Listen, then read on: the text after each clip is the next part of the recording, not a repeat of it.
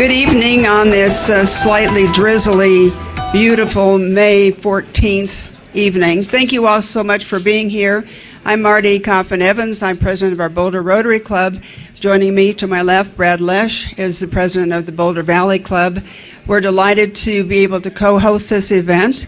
Our Rotary Club meets on Friday noon in the JCC, and actually Brad's club meets here tomorrow at noon. So he's going to do the honors, and Wentworth, thank you, and do enjoy the evening. Great. Thank you all for being here. Just a couple of quick people to acknowledge prior to starting. I wanted to thank Constance Holden. Constance, where are you? Oh, there she is in the back. And Carl Kurtz for putting this together. And I also wanted to thank, go ahead.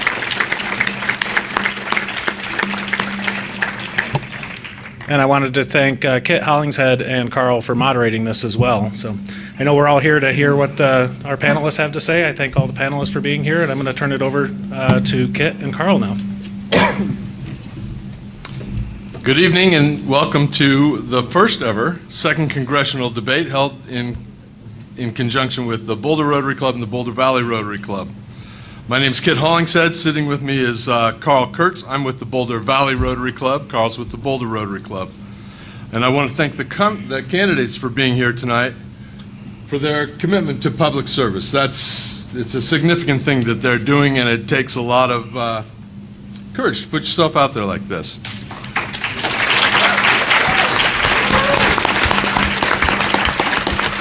To allow maximum time for the candidates to get their message out to you, we're requesting that any questions that you might have for the candidates be submitted in writing.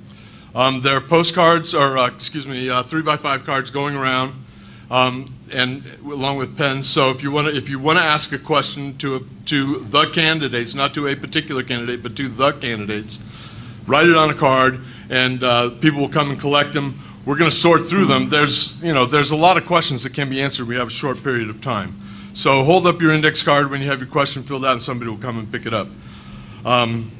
We won't cover multiple questions on the same topic, so if you've already heard that topic being raised, we want to get to as many topics as we can. We have 5 candidates. Each candidate has 2 minutes to answer the question, so time is of the essence. So we're going to ask the candidates also to keep their answers brief. To maintain decorum, we're going to ask that the audience, to show their support, refrain from clapping. You can use your jazz hands. But please refrain from clapping and refrain from taking any time away from the candidates, if you would, please. And candidates, you're expected to keep your answers brief and concise. And before we sat down tonight, we drew numbers to see who goes first with their 4-minute opening remarks. And we have you seated in that order.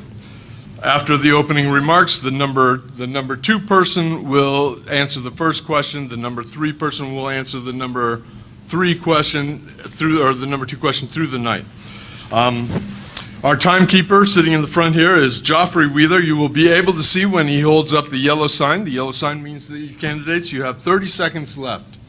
When Joffrey holds up the red sign, your time has expired. Please just finish your sentence so that we can get on with the next questions and answers. We strongly suggest that you answer the question that has been asked. However, there will be times when I'm sure you'll want to make a statement regarding something somebody else has said to a previous question. Please keep in mind that you're here to get your information and the answers to the questions we're asking out to the public tonight. Without further ado, let's get started with opening remarks. And starting our opening remarks with 4 minutes, Nick Thomas. Thank you. I'm sure we'll take questions from the table, but I wanted to start by standing up here. I appreciate greatly this forum and everybody here tonight. This is particularly special and relevant to me as my father was a Rotarian member here in Boulder for many years.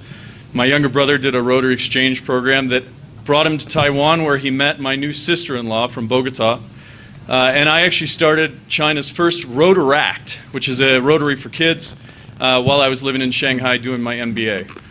So Thank you, too, for bringing it together and for the Rotary groups for doing so. This is particularly pertinent to the moment we're in, given Rotary has, in my opinion, two significant focuses, one on geopolitical issues and one on service. And I'll tell you, for starters, I launched into this campaign because of service. I happened to be out in D.C. last June, around the 12th, and was working with USGLC, which is the Global Leadership Coalition. They lobby on behalf of the international affairs budget. So they believe in soft power as well as the military, a mix of smart power. And on one of the days that we were out there meeting with different members of Congress, both Democrats and Republicans, one of the few bipartisan organizations still active in D.C., there was a shooting at a baseball game, at the baseball practice. A young man walked up to the Republican practice field and said, "Are you Democrats or are you Republicans?" And when one of the aides walking away said, "This is the Republican practice field," he pulled out a weapon and opened fire on the field. And that was such a strong statement to me on the tribalism, on where our culture has gotten, on what has happened to respect and appreciation for people on the other side. I may disagree with every one of the issues, but I respect you as a human and your beliefs in seeing them. And that event, 2 days later I went to the baseball game. I sat in the stands with John Lewis. We talked about the events of that day, and I thought, you know, the most important thing I can do right now to serve my community would be to return to Colorado and run as an independent for CD2. And so that's why I got into it. On the geopolitical side, I did a master's in international, well, I did a BA in political science up at CSU. I was born here in Boulder, Colorado, raised right around this area. I see so many friends and family in the audience as well, which is really special. And then I did a master's in international diplomacy at the University of Denver, where I studied, again, under the auspices of previous people such as Madeleine Albright and Condi Rice, once again seeing that people could come together even if they disagreed on viewpoint. And then I went off and worked. I spent time traveling and working in 70 different countries around the world. I've lived on 4 continents in doing that. And my most recent job was working in geopolitics, both with a focus on China and a focus on Egypt, trying to repair relations, particularly in Egypt in the last 2.5 years as it's continued to dive. And we see some of that going on in the Middle East right now. And then in China, which my father, who teaches at CU Denver for the last 40 years in East Asian Studies, I sort of followed in his direction on that. So I'm running as an independent because being socially progressive and fiscally responsible is something that applies to the majority of us. Most of us believe that there are things that we overlap on, and we know that. But the tribalism today of the Democrats versus the Republicans have gotten to the point where it's out of hand. And so I appreciate doing this. I appreciate you all having me here, and I'm looking forward to these questions. Thank you. Joe, go ahead.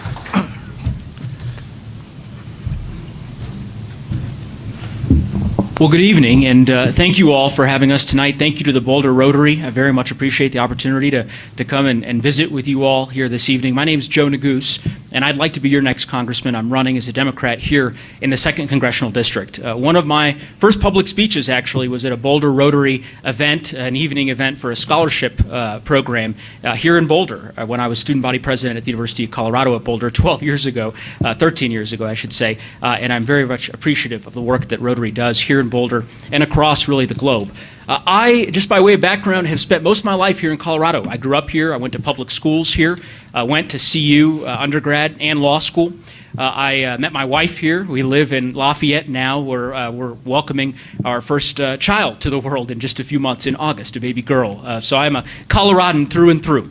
I also have had a unique opportunity to serve our state, both as a regent at the University of Colorado. I was elected in 2008 and served for 6 years representing this congressional district, fighting for students and faculty and workers at the University of Colorado to try to make higher education more accessible.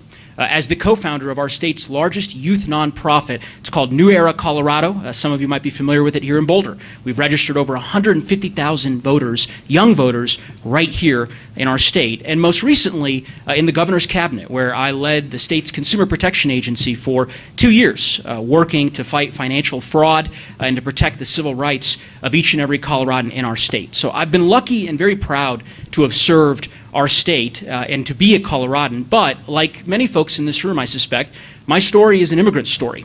My parents are not from the United States. They came here from a small, war-torn country that most folks have never heard of, called Eritrea. They came here as refugees over 35 years ago. And thanks to their sacrifice and really the incredible freedoms and the opportunities that we have here in the United States, they've been able to make it, and we've been able to live the American dream in every sense of that phrase. And I'm running for Congress because I firmly believe that those freedoms and those opportunities are under threat like they've never been before. And I suspect I'm preaching to the choir, but I really do worry that the fate of our republic right now is on the line. And I am running for Congress to be a part of really the fight to resist what is happening in Washington, D.C. with this reckless administration, and to fight for our shared values in our nation's capital, and really to protect our rights fundamentally as Coloradans and as Americans. The right to be able to earn a living wage, the right to be able to send your kids to quality, well-funded public schools, the right to health care so that no family goes bankrupt if, God forbid, a loved one gets sick, and ultimately the right to breathe clean air and drink clean water and enjoy the public lands here in Boulder County and across our state that are held in trust for us and by us and for the future generations that'll succeed us. And as I mentioned, while I've been very fortunate to have worked to protect those rights here in our state, to me, right now, the fight for the soul of our country is in the halls of the United States Congress. And so I feel compelled to be a part of that fight and to go to Washington to fight for the voters of this congressional district. I look forward to the questions tonight, and again, I thank you for the opportunity to come here tonight. Thank you.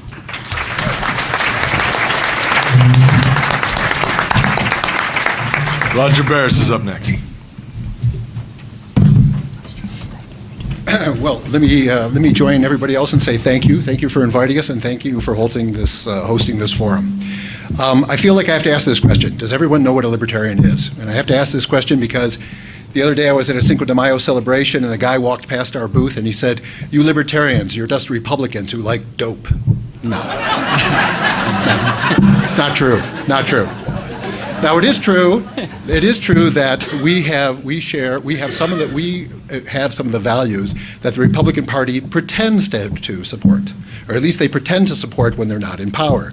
Things like small government, cutting taxes and spending, fiscal responsibility, free trade.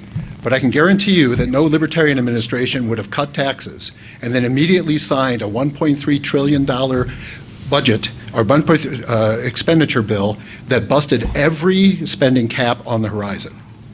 Now, on social matters, we tend to be a little closer to the Democrats. But there's a difference there as well, because our belief in social matters is driven by our fundamental desire and our fundamental belief in individual liberty and individual rights, not political expediency, which means that we usually get there way before our Democratic friends do. Take marriage equality, for example. That finally made it into the Democratic platform in 2016. It's been in our platform since 1972. Now the entire world has decided that we're no longer going to throw people in cages for smoking marijuana cigarettes. Right? Nancy Pelosi and Chuck Schumer have come out and courageously said they want to repeal or they want to legalize marijuana at the federal level. That has also been in our platform since 1972. And since we take a principled view, although we support gay marriage, we don't think anybody should be forced to bake a cake for one.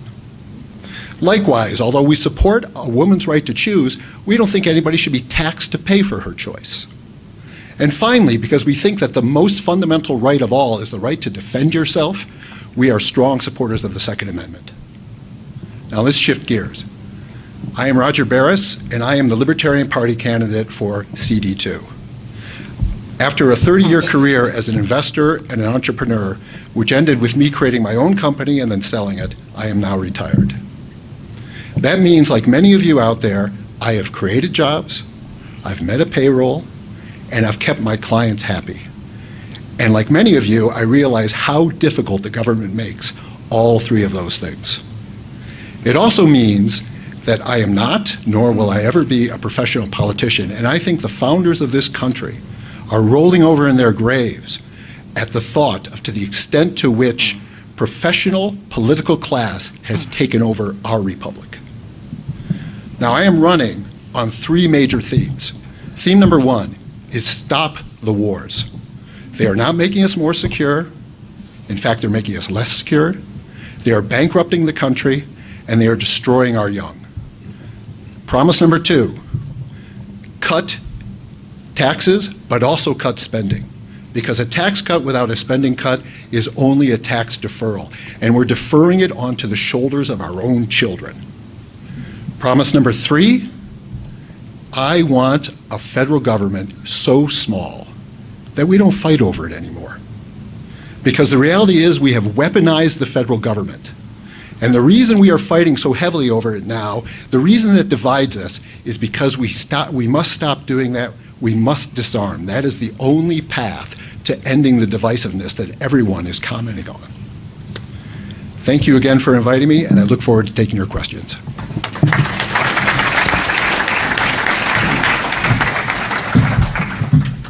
Peter Yu.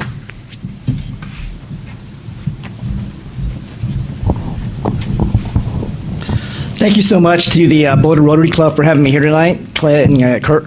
It's an honor to be here tonight. And just so you guys know, I'm really excited. I'm a big fan of Boulder. I can tell you a bunch of stories, but one story I do need to tell you is that when I graduated high school in 1990, I had a monster desire to go to the University of Colorado and play football, obviously because they were the best football team in the country at that time. I used to hound Gary Barnett, who was the offensive coordinator at the time, to say, hey, come let me play football there. I'm an all-state running back. Give me a shot. Not only to mention that, the love of my life, who's sitting right here in front row, she was going to see you as well.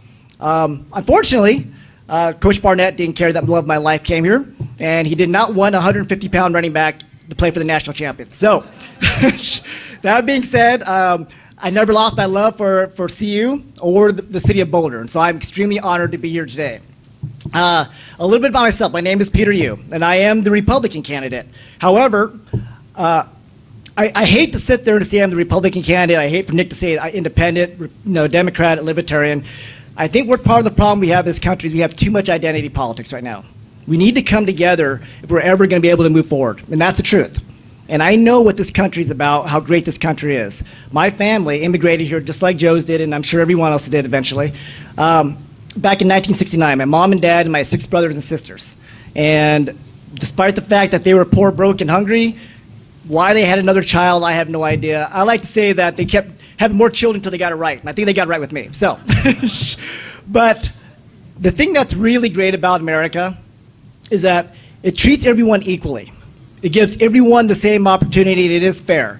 And for our family who grew up most of our life in poverty, for us to be able to accomplish what we've been able to accomplish is something truly amazing that's only possible in this country. We have 7 children. Out of those 7, 5 of us were able to get ourselves through college and get a college degree. The other 2, they were just too busy working to keep us alive. And if you look at all 7 children today, we're all doing amazing in life. We may not be multimillionaires by any chance, but we are living the American dream, as Joe said. And we know it's because of this country. And that's the reason why I am running, because with the national debt now of $21 trillion, and Roger spoke a lot about this in regards to national debt, we can no longer be irresponsible and turn a blind eye to what our deficit is. We are currently 107% of debt to GDP right now. We are on a fast track to causing a society that's not going to be the country we remember. And we need to make sure we focus on that. So guess what? So that your children, your children's children, have the exact same opportunity that I had, that these gentlemen had, that all of you had. And for us to completely just continue to mortgage our future and ignore what's going on in our society, it's wrong. And as a proud citizen of this country, who is so thankful and loves everything about this great nation, it's important for me to make sure that I can help you guys all out as well. Career-wise, I've had 20-plus years in corporate America. I've taken some of the worst departments and organizations and put them in places that the best in the industry. And what I would like to do is basically take the opportunities that I've been able to achieve and apply those back all to you. Thank you very much.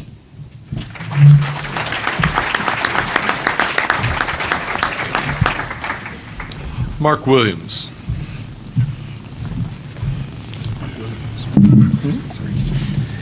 Thanks to all of you for being here tonight, and it's a pleasure to join the Rotary Club in this wonderful dialogue of candidates here for the 2nd District. And thanks to these 4 gentlemen as well for running. Much appreciated to have this kind of talent running for office. I want to welcome all of you, and I want to tell you a little bit about why I'm running for Congress.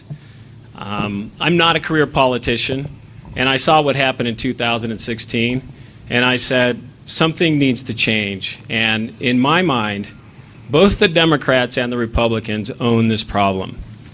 And so looking at the career politicians who are out there and who have done so much damage to us in the way these folks have explained, I decided that it was time to serve my country again. And I feel very strongly that it's time for citizen candidates to step forward and start changing the dialogue in this wonderful country of ours. Let me give you a little bit of my history. I grew up in South America, the son of a Spanish immigrant, and I learned all about the difference between the rich and the poor, seeing the difference between countries where there was a very few privileged elite wealthy and then a mass of poor people that didn't have the same opportunities. And in 2016, seeing what happened on the heels of the 2008 recession, you could see that that's where our country was going. So that was very important to me in terms of my decision. And after I left Latin America and I came to the United States, I went to school back east, and then I wound up in the Air Force. I was a fighter pilot in the Air Force, and I served in the Gulf. On the first night when you guys were watching everything on the TV, I was there going across the border with 8 other F-15s. On the heels of the Gulf, I left there. I became a reserve analyst in the intelligence community in the Air Force. And I supported strategic analysis in the Korean Peninsula, and I also did a bunch of work in the Department of Justice, interdicting human and narcotics smuggling along the border. So for me, that was very important and formative in terms of understanding the dynamics that are happening in the international realm. Locally, after I left the Air Force, I went and flew for the airlines, and then at some point, I decided I wanted to go back to school, and so I decided to come to Boulder, and I'm the first and last fighter pilot that probably ever went through Naropa. And so, you know, it was a phenomenal experience, and, you know, on the heels of that, I went into the startup community. Now, I've done startups in the world of healthcare. I've done startups in the world of big data and AI. I've done startups in streaming video, and I run my own consulting business at the intersection of performance and mindfulness. So I understand business, I understand government, and I understand how important it is to look to the future. My plank, the reason I'm running, is quite straightforward. I want politics for the people, not the powerful or the privileged. That, to me, is at the very top. And what does that mean? That means no money from PACs, special interests, lobbyists, or DC insiders. And I'm the only Democrat on this stage that can say that. The second thing for me is leveling the playing field for ordinary working folks. We need the same opportunities and legislation passed for us, the same that was passed for the 1%. And finally, it's about climate change and banning fracking and changing what's happening in terms of how we're doing extracting fuels and accelerating the transition to renewables. I want a different kind of leadership. I want a leadership that moves not just from the creativity of the head or the courage from the gut. Resistance is not enough. We need a renewal in politics that brings people together and that moves also from the heart with a compassion that reaches out to those who feel like they haven't been heard or touched. And that's the leadership I want to bring to Congress.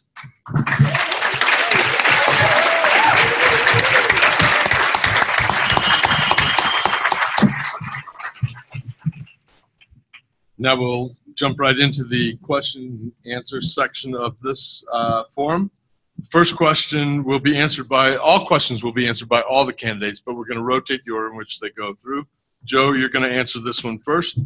Why what actions do you think Congress should take to support a vibrant economy in both the United States and Colorado?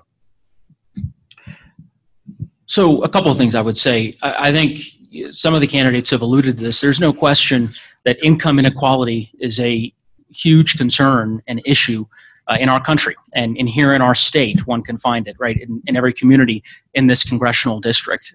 In an economy where 1% of our country ultimately owns 90% of the wealth, or certainly more wealth than 90% of our population. In a country where worker productivity has increased steadily since 1948, and yet wage stagnation is abhorrent, I think it's incumbent upon the Congress to do something about it. So there are a couple of things I would suggest. First, a living wage, a $15 minimum wage tied to inflation, so that people here in Boulder, people in Lafayette, where my wife and I live, and across this district can actually earn a living and be able to pay their mortgage and send their kids to great schools. Paid family leave. There is a bill pending in the Congress right now by Congressman Ro Khanna, which is a bill that I would certainly support. We've had family medical leave for many years in our country, since the early 1990s when President Clinton signed the FMLA Act. But as you all know, it is unpaid, not paid leave, something that my wife and I know all too well as we think about the birth of our first child. In addition, I think that there are a number of things that we could do to strengthen the ability for workers to be able to unionize and ultimately leverage their bargaining power, so that we can ensure better working conditions for the people who work here in our country. So those are just a few examples of, I think, federal specific statutes that our Congress could enact that would have a dramatic effect, in my view, on our economy here, both in our state and in the country at large. Thank you. Feel free to just continue on down the... Okay. Well, I'm tempted to say just do the opposite of everything that Joe just said, but I don't think that's an appropriate response. What do I think? First off, the economy is doing pretty well right now. I think we can all acknowledge that. But what is shocking about the fact that the economy is doing pretty well right now is that even though it is doing pretty well, we are on the verge of trillion-dollar deficits. Right? We have never seen that before. As Peter pointed out before, we've already built up a huge debt that's something that we're going to pass on to our children, and that's only the debt that we have on balance sheet. That's not talking about all the other debts that we have off balance sheet.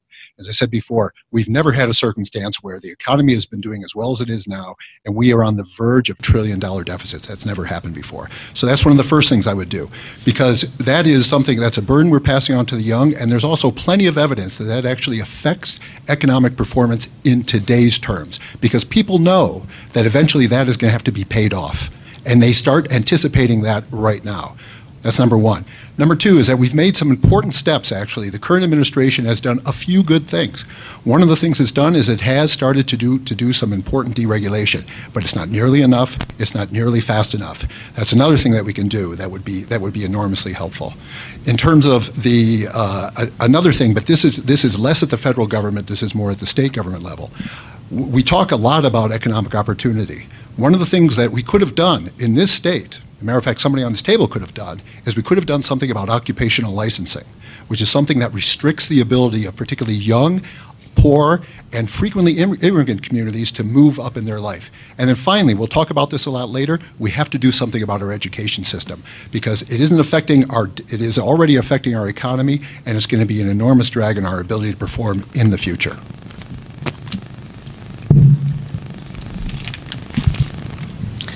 This is interesting because we have 5 candidates up here, and I like everyone up here, but I'm going to have to disagree with a lot of them, so just know that's going to happen a lot tonight. I'm sure they'll disagree with me as well. In regards to stimulating our economy and making sure that we can always have job growth and so people can actually stand on their own 2 feet and not rely on the government, it's one of the things that I care about most. When you look at the federal level, there are so many government regulation out there that really hinders business growth. Small businesses, which basically comprise 80 to 90% of all the jobs created, are being hampered over the last basically 5 to 8 years with the Consumer Financial Protection Bureau, which basically locked banks up where they couldn't lend money out. Businesses couldn't expand, they couldn't grow. They placed so many fines on banks that they were scared to even do any kind of lending. When you come look at our state levels, and me working in so many corporations, I've been handcuffed by so many of the current, for one, the Obamacare employee mandate regulation, where basically if you do hire someone, you got to give them full insurance benefits. I was hampered nonstop with the 49-29 rule. And for those of you who don't know what that rule is, well, guess what? You hire 50 employees, you got to give them full benefits. Well, guess what? Most small businesses can't even handle that, so what do? They hire employees, but they only give them 20-something hours. And that's the main reason why our millennials, our future generation, is so handcuffed.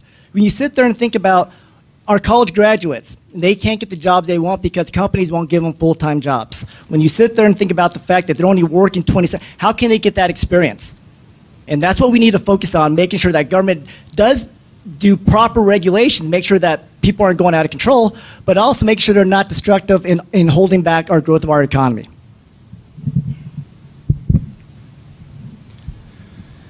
So, when I hear our Republican and Libertarian friends say to keep cutting regulations, I go, what happened in 2008? And what about all those E. coli outbreaks? So, no offense to anybody at the table, but I'm a little complete in terms of the deregulation argument. And I guess for me, the question about the economy is, yeah, the economy is growing like gangbusters, but who out here is not feeling a lot of squeeze? And so for me, it's about let's level the playing field. And if it's about leveling the playing field, then inquiring minds should ask, how come it's not level? And what I would say is for the last 50 years, say since Ronald Reagan, there's been a gross redistribution of wealth towards the upper income. And I, for one, believe it's time to stop that. Now, you know, Joe suggested some great legislation, and I'm behind all those pieces of legislation. But to me, there's a much bigger question. And the question is, when the Democrats were in power, why were they involved in deregulating banks? When the Democrats were in power, how come they didn't pass laws that allowed pharmaceuticals to come in from Canada? And why do Democrats continue to vote against this kind of thing? So the bigger question for me here is not, what can we do to grow the economy? Because the economy, from a numbers perspective, is growing. For me, the bigger question is, how do we start redistributing income to those who are the neediest among us, to those who don't have the same opportunities, to those who are suffering and they don't have a voice in Washington, D.C. And if the Democrats went back to their roots, and for me, going back to the roots of the Democratic Party is how we move the country forward. Because the Democratic Party has established the social security that's allowed this country to thrive in a way that it otherwise couldn't have done. And so therefore, the question for me is not about how to grow, it's about how to grow correctly.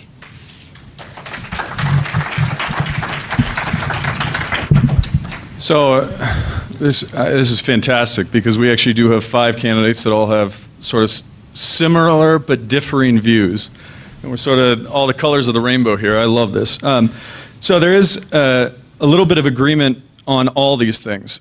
Certainly there's certain places of regulation that are absolutely absurd that we're rolling back right now, or the administration is. There's other places that could actually be looked at. You know, as simple as the eggs in my fridge. The only reason we have to keep our eggs in our fridge is because of the requirements they go through in this country versus anywhere else in the world.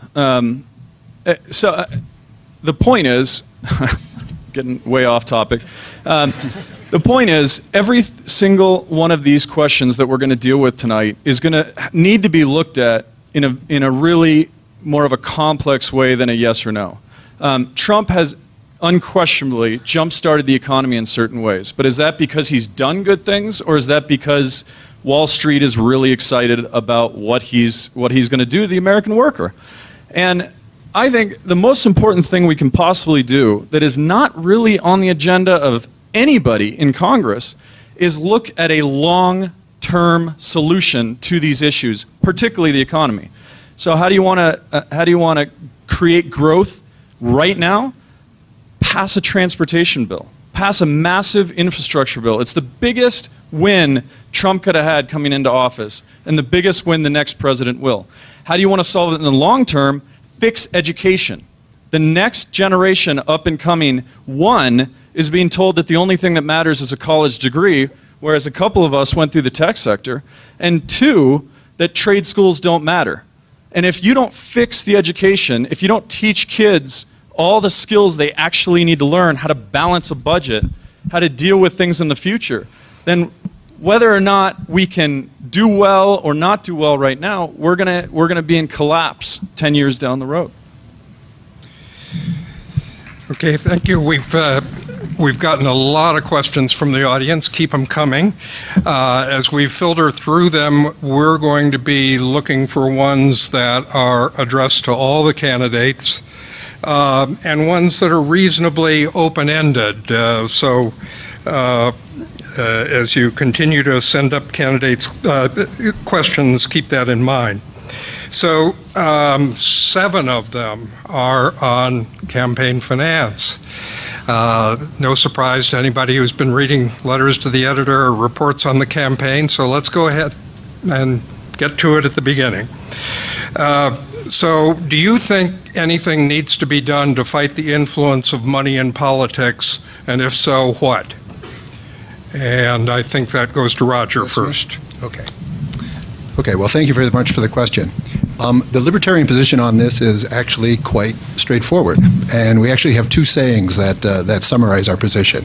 Saying number 1 is, if you want to get the money out of politics, then get the politics out of money. Saying number 2, if the government or if politicians start telling us what can be bought and sold, then I guarantee you the first thing to be bought will be the politicians, right? The point is that you can talk all you want about reforming campaign politics. You can talk all you want about campaign financing. The reality is that a big government is always a corrupt government. That's a basic rule of life. There have been people who have won Nobel Prizes elaborating on this idea. The only solution to getting money out of politics is cutting back the ability of the government to grant favors.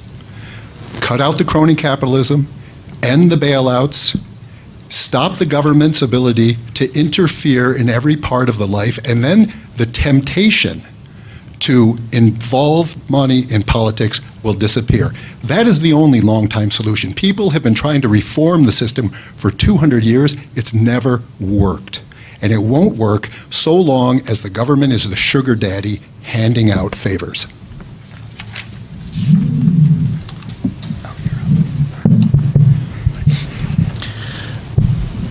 This has been a question that I can remember as long as I've even been interested in politics. Obviously, campaign finances are obviously something that people feel corrupts our politicians as well as our processes. We've passed campaign laws where there's restrictions on how much money can be donated. But the problem is that as long as there's an issue out there that needs to be addressed, regardless if it's business related, social related, or any kind of related, there's always going to be lobbyists out there. There's always going to be big money interests, and regardless what the group is. Regardless if the groups are out there that are being created as nonprofit, 501c4s, whether they're Democracy for America or, as Joe brought up one, Citizens United, or whatever the group may be, they're out there. They're going to raise money to try to push their agenda, and that's the problem we do have with politics. And that's why it is bad when you actually do have politicians stay in office for a much longer period of time than they actually do. That's why I am in favor of term limits, so that you can only keep that going for so long.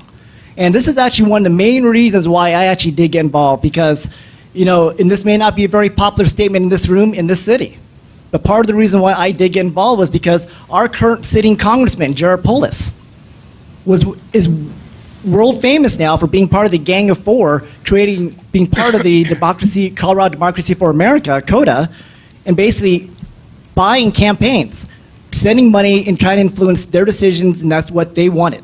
And those are the kind of things we need to avoid in politics. We need to make sure you get candidates that care about you and not have some agenda on their back door. You need to make sure you have candidates that aren't going to sit there and go, okay, well, since you threw $1 million in my campaign, I'll do whatever you want me to do.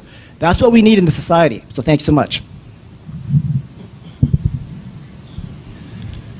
So I look at the campaign system, and it's broken on either side of the equation, whether you're a Republican or whether you're a Democrat.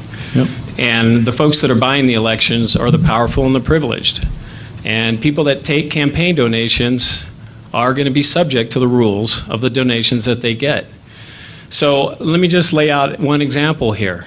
And this is about the system. This is about a broken system. So you have the Holland & Hart law firm, and it's a nice law firm, corporate law firm, And if you look at the donations of this law firm, it gives to Republicans and it gives to Democrats. And that's just the accepted way to play. Now, my fellow Democrat, Joe, has taken donations from that PAC, but this is not about Joe. This is about a system where it's expected that folks that take money like that, that's part of how you play the game. And what I say is, you know, I understand where Roger's coming from, and I understand where Peter's coming from, but for me to say the system is inherently corrupt and we're never going to get above it, I believe is not the right approach. We need to elect people who are willing to say, I'm going to put my service to my country above my service to myself. We need to elect people that say, like the Rotarians would, is this true? We need to ask, is this fair? We need to ask, is it beneficial? And these are the questions that the Rotarians ask. And when we ask these questions, we can take ourselves to be above reproach and say, I'm going to do what's best for my community, and I'm going to do what's best for the people and my country, and I'm not interested in what party tells me, and I'm not interested in what the powerful tell me, and I'm not interested in what the privileged tell me, and I'm going to do what they, my community, ask me to do. And I'm not going to dial for dollars for my next election. If they don't like it, my constituents can remove me. And that, to me, is how we solve this problem with dignified public servants. So campaign finance reform is one of the biggest issues that face us. It's one of the biggest tenets of my campaign. This is an issue that both parties are angry with and that neither one will do anything about, period. Neither one has a majority of members who enjoy walking across from their office to that little office to go do call time for 2 to 4 hours a day. But they do it because they're in a system which requires them to give money to be in certain seats or speak on certain committees. It's horrific, and nobody feels like they individually have the ability to get out of it. We haven't had an independent in 40 years in the U.S. House. That's shocking to me, given 42% of this country considers themselves an independent before either major party. This is something an independent could tackle. So, a couple quick things. Maine has been able to break away from this. Maine is doing it this November. Colorado could be one of the front runners, and that's something we'll tackle later on, but that's something I completely support. Another thing I actually completely support, I think Peter mentioned this, and I want to be on record saying this too. I completely, in this day and age, support term limits. I think 2 terms for a senator and 5 terms for a House rep is sufficient. I think people need to be in touch with their constituents, with their neighbors and friends, rather than becoming lifelong politicians. It doesn't do any of us any good. And then the third thing is, I had a great discussion with a woman named Tiffany, who's one of the people in charge of End Citizens United. She was at Unrig the System, which is a group of people that are dedicated to this on both sides of the aisle, a little more Democrats than Republicans, but again, everybody cares. And I said, look, blatantly, I agree with End Citizens United. We got to get rid of it. We'll get to that more. So a couple things I would say. Just from the outset, I mean, I respectfully, with much respect, would take some umbrage with some of the comments that were made with respect to, first, Congressman Polis. I just disagree with Peter's comment regarding his record. I think he's had a distinguished record of service to this congressional district, and the notion of him buying elections, I just don't think is borne out by the facts.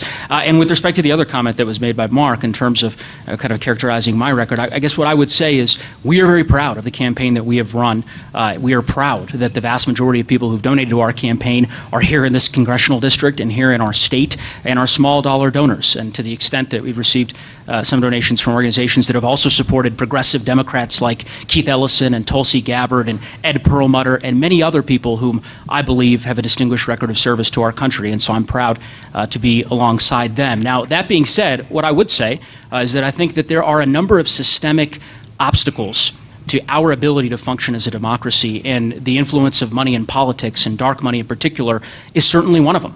I, as Peter referenced, have been kind of beating the drum with respect to overturning Citizens United because I'm a passionate believer that we need to overturn that disastrous court decision. And the organization that Nick Thomas mentioned, End Citizens United, which is focused on that fight, has endorsed only one Democrat in this race, and that's our campaign, because they recognize just how serious of an issue that we take it. Now, that being said, there are also a number of other things we could do in Congress. There's a bill called the Disclose Act, which I think would bring more transparency to the way that money influences our elections. And then, in addition, something that I actually think has worked particularly well in the places and the localities where it has been tried, and that's public financing of elections. There are various states that have tried it, various cities in California. That's certainly something I would support at the federal level. So this is something I'm very passionate about and certainly would be a champion for in the Congress. Please, ladies and gentlemen.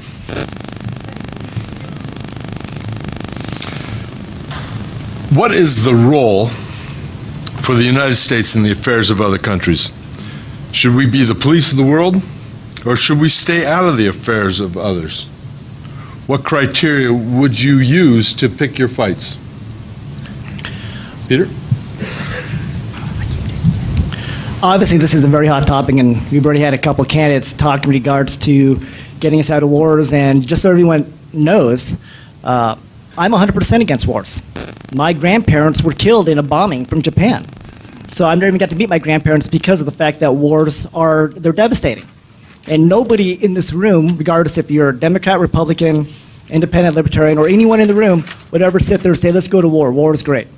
However, that being said, we don't live in this picture-perfect world where everyone just sits back and we all live in harmony. We have Iran, who wants to take over the complete Middle East. We have Russia, who sees Ukraine and wants to do even more damage. Now has troops in Syria. We have, back in the day when we had Barack Obama sit there and say, ISIS is the JV, let's not worry about them. We're not going to do anything. Well, the problem is when you sit back and don't do anything, guess what happens? You actually start creating a vacuum and things actually get worse. And it's not that we want to basically go into war. It's not that we want to send young men and women into the battle, the front lines. But same point in time, if your allies are being attacked, you definitely have to be there to support them. The same way we would expect them to support us. If you have terrorists who are out there who have intentions that cause damage, those are where you basically need to make sure you pay your attention to. And the results have been great. I mean, you sit there and think of all the terrorist attack that's been going on, especially in Europe of late. And the fact that now we have got ISIS on the run and we've reclaimed 98% of their territories, and we actually just caught 5 more ISIS high-ranking officials just a couple days ago. That makes our country safer, regardless if you want to believe that or not. And I wish we could all just sit back and never, and I appreciate Mark for going into battle for us. But truth of the matter is that there's countries out there, there's dictators out there who definitely want to cause harm, and we definitely need to make sure we are at the ready to make sure that things don't get worse. I can't go for that. No can do. So what I would say is, having seen the devastation of war and having seen how high the stakes get, I appreciate where Peter's coming, but that's a very, very, very simplistic approach to why we're having the problems we're having. To understand the background of ISIS, to understand the background of corrupt regimes where people are overthrowing them because there is no government. I mean, that's a big part of what's going on in the world today. And I'm not saying that we just sit and watch those things unfold, but the importance of soft power and the importance of a strong State Department and the importance of USAID and to lead our foreign policy with our values, not by some cold calculation, Kissinger style, that's done that says the Vietnam War is going to continue because it's a domestic policy issue and therefore we're going to continue dropping bombs on Cambodia and Vietnam. Unfortunately, we have a history of that in this country, and when you see what the stakes are and when you see what's happening globally in the world right now, the approach has to be a much more sophisticated and intelligent approach, which begins with soft power, and it begins in the same kind of way that our revolution began, that is supporting people's rights with a small d democracy. If we begin our foreign policy moving from those kinds of values instead of values that are driven by a military-industrial complex, per Dwight Eisenhower, we will change the world dramatically. People listened to rock and roll, people wore jeans, people saw what was happening in the United States, and it's because we have a beacon in terms of what we can do differently here. And there's a possibility for that. And if we live by that and our foreign policy begins there, that's how we do things differently and not become cops across the country. So I was raised by two Quaker pacifists from North Boulder. Gilbert White was a godfather. I have always believed that there should, in nearly every single situation, be an alternative to armed conflict. Now, do you disband the military? Absolutely not. But you need to have smart power. That's the point of USGLC. That's the point of the State Department. You need to have the carrot with the stick. And the days of us trying to be an imperialism and the police around the world, it should be over, particularly as we enter the technological age, particularly as borders disappear. We have to find better ways to get along. This is the whole point. This is the point of dealing with the partisanship in our own backyard. So, for starters, if we look at the Middle East today, we are in the situation we're in because of Sykes-Picot and what happened many, many, many years ago between the British and the French in Saudi Arabia and whatnot. But not to get too deep into the policy, every single one of our leaders, for the most part, except for Jimmy Carter, has continued that same idea of let's bomb them into submission. And you cannot win hearts and minds by putting a bullet through a parent of the next generation of those Daesh and ISIL leaders. You cannot do it. So what do we need to do? Well, first of all, and this goes back to the budget itself, you need to figure out why we're putting so much money in the Department of Defense, including right now giving more money to the Department of Defense than was even asked for. Second, you need to listen to generals. A lot of generals out there, watch Fog of War, for instance. A lot of generals believe, my God, we have overstepped in nearly every conflict. And this is a deep issue, but it's absolutely critical, more than anything else. To keep our borders safe, we have to step back. So I agree with much of what Nick and Mark both described. I mean, I think we are at our best and our strongest when we show strength through diplomacy, when we're working with international organizations and NGOs and the United Nations to help on a global scale with humanitarian needs across the globe, using what I think they both have described as soft power, which in this day and age, in light of the current administration, is in short supply. I would say that relevant to the job that we all are running for, there's a quote by James Madison in the Federalist Papers that I've found to be particularly pertinent, which is he writes that the Constitution supposes what the history of all governments demonstrates, that the executive is the branch most interested in war and most prone to it. That's why, ultimately, the power to declare war rests with the Congress in Article 1 of our Constitution. The authorization of use of military force, the AUMF, which was authorized back in 2001, has been used over the course of the last 17 years to essentially allow our government to engage in endless wars across the globe in multiple different countries. I believe that needs to be fixed. And actually, I'm proud to have the support of Representative Barbara Lee, the only Congresswoman, represents Berkeley, California, who voted against the AUMF back in 2001 and has been fighting for the better part of the last decade and a half to try to rescind and reform the AUMF. So I think when we think about what role can your next congressman play, I think that's an important one. Well, thank you for that. First off, I'm glad to hear that Joe has actually mentioned the AUMF. As he points out, this is 65 words that were passed in the immediate aftermath of the 9/11 attack, and it has been used to justify wars all around the planet for the last 17 years. Joe it's good that he's mentioned that. It's very good that he's mentioned the fact that Congress should be taking back responsibility for declaring war. That is an act that Congress has completely abdicated.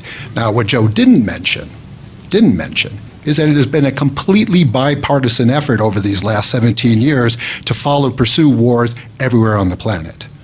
Now, what I'd like to do is answer the specific question that was asked. The specific question is asked is, where do you draw the line? Where do you think it is worthwhile to intervene militarily, and where do you think it is not? I draw the line at things that directly affect the United States, and I think we have a tangible example of that now. The Middle East, for example, ISIS. I'm sorry, this is a local problem. This has never been an existential threat to the United States. It can never be an existential threat to the United States. Even Iran is something that should be handled by Israel and Saudi Arabia, and believe me, they are perfectly capable of doing it. The fact that we get involved there, all we do is underwrite the irresponsibility of local players for whom this is the real problem. The only thing that we've done in the Middle East is harm our security. The only threat to us from a terrorist perspective, a typical terrorist today goes out and rents a car and drives it into a group of people. All of this is blowback. Conversely, if you want to know a real threat to America's security, it's North Korea. This is something that we have genuinely need to work about. It's something that Gary Johnson, alone among the 2016 candidates, was pointing out. This is a real discussion. This is a real threat to us. This can affect Seattle. The rest of it is none of our business. The second most popular category of audience questions has to do with hydrologic fracturing, known as fracking. What is your stance on the practice of fracking in both the 2nd Congressional District and in the nation as a whole? What role should a member of Congress play on that issue? Mark. Well, thank you. So we need to lead in this district around the question of hydraulic fracturing. There's 2 bills in Congress that are of interest to me. The first is Tulsi Gabbard's Off Fossil Fuels for a Better Future Act. And what that essentially does is say, we're not going to invest in capital infrastructure for the oil and gas industry. It says we're going to retrain workers. It says we're going to stop the subsidies to oil and gas. We currently give $15 billion to extractive industry. 80% of that goes to oil and gas. The other 20% goes to coal. So that's a great place to start. The other one that's of interest to me is Bill 2242, which says it's the Leave It in the Ground Act, which basically says in public lands and off the continental shelves, we don't do any more drilling.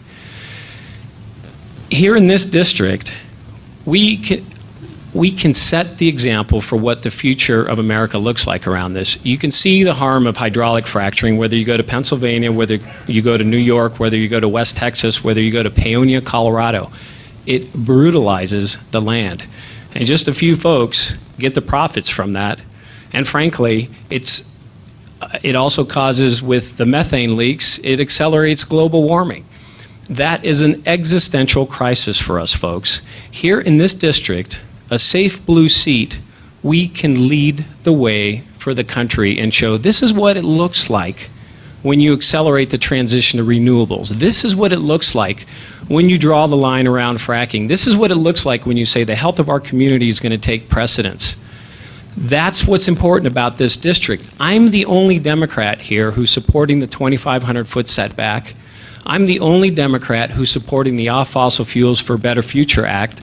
And I'm the only Democrat who's saying, as we should in this most progressive of districts, that it's time to ban fracking. Not if, not when, but now.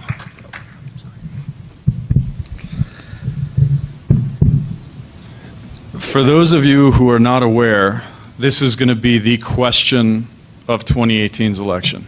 Not just CD2, but across the state, particularly in this state of Colorado. We are an energy-rich state, and we have some strong opinions on this. Ironically, there's 2 things that go into this that are never talked about. One, when we say fracking is about environmentalists versus non-environmentalists, if you will, or people who, 200,000 plus jobs that rely on the hydrocarbon industry, we are not also taking into account with these setbacks that houses being built by developers on many of these areas are built on previous energy rights, and the new people coming in to join us in our community are not told about where drilling can occur. So if you want to talk about issues to solve tomorrow, that needs to happen. The second quick thing is I sat down with an energy guy quite a while ago, and the most amazing thing happened. He started out with saying the biggest issue with fracking today is that nobody is making us fall within the regulations. This is an energy guy who told me this. And we need more regulations on a lot of that. So if you agree with fracking, and I assume most people in this room do not, you have to start with at least enforcing the regulations and creating new ones. But the second thing is that we don't talk about, fracking is incredibly unhealthy. So answer the question before I run out of time. We need to get rid of fracking, period. But we need to find a way to do that. And the other issue that is not talked about is not just what it's doing in certain areas to groundwater when we frack too close to reservoirs, when we frack too close to people's homes, but it's also the air quality. My sister, who teaches at CSU, pointed this out to me the other day. The air in Boulder is far worse than you might think, and that is terrifying. Look into that one. So, like many folks in this room, I come at this issue from, of course, a personal point of view, living in Lafayette, and my wife and I think about this quite a bit, thinking about the community that we will raise our daughter in, and the groundwater and the air that she ultimately will be breathing. I believe that there are a number of things that we can do both at the state and the federal level to combat hydraulic fracturing in our communities. First and foremost, I'm a strong proponent of local control and the ability of communities to be able to regulate and ban the practice, as many communities in our state have tried to do, including the city that I live in and that my family lives in.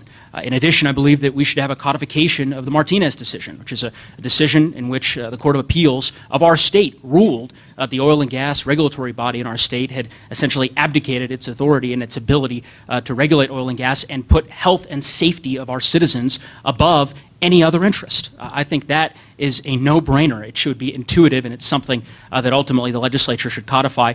It's why I'm proud to have the support of people like Mike Foote and Matt Jones, folks who have been running bills year after year in our state legislature to try to ultimately better regulate and combat this practice. At the federal level, I support one of the bills that that Mark mentioned, the Keep It in the Ground Act, Tulsi Gabbard's federal bill, which would effectively ban fracking on all federal public lands in the United States. That's something I was proud to come out for many, many months ago, because again, I think it's an example of a way in which Congress can lead on this issue to protect our communities and ultimately the places that we live and the public lands that we are very, very lucky to live alongside of and enjoy. Thank you. Well, I think there's few issues about which there is more misinformation than this particular issue. You know, I should say as well that I have lived in Europe for I've lived in Europe for a long period of time. One of the countries, the first bit of misinformation is the idea that we are on the verge of any type of ability to transition to alternative energy in a short period of time is complete nonsense. Anybody who says that to you is lying. You know, anybody who believes that hasn't looked at the numbers. The fundamental problem with all forms of alternative energy is intermittency, right? When the sun doesn't shine, when the wind doesn't blow, we have a problem, right? If you take a look at Germany, Germany has one of the most aggressive alternative energy programs in the world right now. You know what German carbon dioxide emissions have done over the last few years? They have gone up. And the reason they've gone up is because when the sun doesn't shine and the wind doesn't blow, they burn coal to make up the difference. In America, our emissions of carbon dioxide have actually been falling steadily over the last few years. And the reason for that is because we are getting rid of coal and we're replacing it with natural gas, and the natural gas comes from fracking. So you cannot sit here and pretend that you care about the environment, that you care about global warming, that you care about climate change, and be against fracking. It is completely inconsistent. Right? That's point number one. The other thing is that fracking, again, there's a huge amount of information about the damage that's done. This is straightforward, though. If they are doing damage, then just like any other form of pollution, if someone comes onto my property and pollutes on my property, there's a simple solution. They get sued.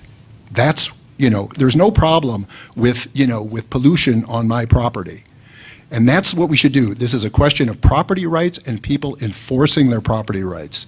And I agree with you that things like, for example, forced pooling should disappear, but fracking in general has been an enormous boon to our country and to this state.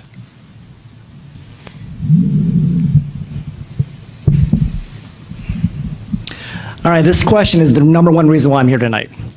As a person who's worked many years in renewable solar energy and still does to this day, I've had a hand in putting more solar on more homes in Colorado than anyone in the state. That's the truth. I have extensive knowledge of this environment as well as the energy environment. And truth of the matter is, as much as I love solar and love renewable energies, is the same reason why I love fracking.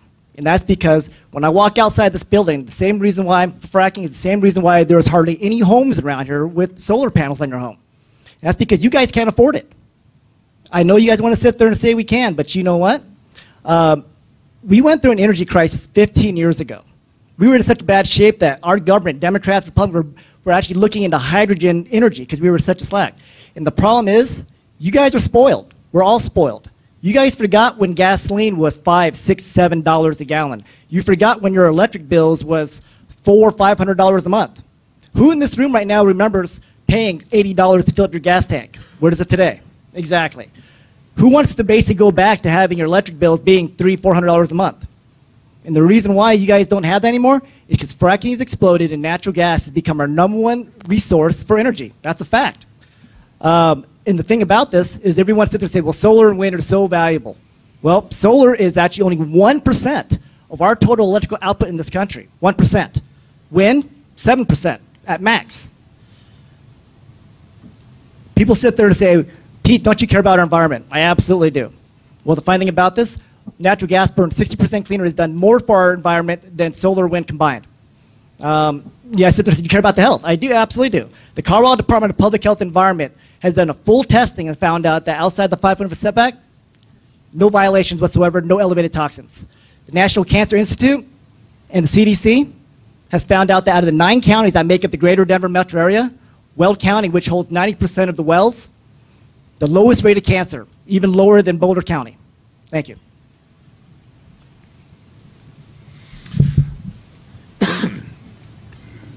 School shootings are nothing new in this country. There have been school shootings documented as far back as the late 1800s. In the 1980s, there were 50 deaths resulting from such shootings. In the 1990s, there were 89. In the decade beginning in the year 2000, there were 107 attributable deaths to gun violence in schools. Since 2010, that number stands at 163. In light of this increase, how would you propose to keep our children safe in schools? And Nick, you go first. Thank you. I want to start by mentioning that Mark and I will be 2 candidates with both of our Attorney General candidates, Mike and Mike, at Doherty and Foote at a event next Sunday at 2 p.m. I actually forget the location, but I think there's info out there. And it will be 2.5 hours on, I believe, this question, which is lucky because 2 minutes is not enough. This is an incredibly complex question because, first of all, again, raised by pacifists, I have parents who believe that you shouldn't have a gun, period. They shouldn't exist. And I have an uncle in Arvada who used to hold NRA meetings in the basement. So I grew up with seeing both sides. My twin brother and I are hunters. We never had guns in our parents' house out of respect, but we both own shotguns. We both go hunting, particularly bird hunting. We also both feel that having large assault-style rifles, and by the way, this is the wrong terminology for it, but large weapons that can basically create mass destruction are absolutely unnecessary and unconscionable in a society that wants to function. However, per your question, and what we'll get into next week, which I hope a lot of you join me for, it is not only the guns. We need to deal with that. We need to deal with mental health. But as Andrew Romanoff would say, it's not just the mental health. It's also what's happened in our society, the basic respect, the basic understanding of how we function together. What you see in the video games. I know that's a joke to some people in in that conversation, but I was just out at the Martin Luther King Center, where I go every January to help out with Martin Luther King events, and there's this kid sitting next to me playing this game on his cell phone that is so much worse than anything I ever played on the Super Nintendo, which was so much worse than my mom thought should exist.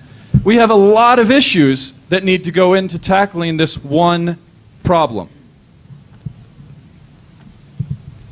So, as I mentioned earlier, I grew up here in Colorado. I went to public schools down south in Littleton and Douglas County. And I can remember when I was 14 years old having my high school be shut down.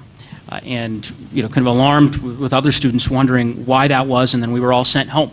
And I learned later that evening, as my parents were home and were watching the news, that the reason our school was shut down was because 9 miles away the Columbine tragedy was happening. And you watch the screens as you see the pictures of young folks no older than me who wouldn't get to live their dreams because they were so tragically cut down by gun violence. And I was thinking about this, I've thought about it quite a bit. I turned 34 yesterday, and I think about the 20 years between that incident and today, and the lack of any political will on the part of Congress to do anything about it.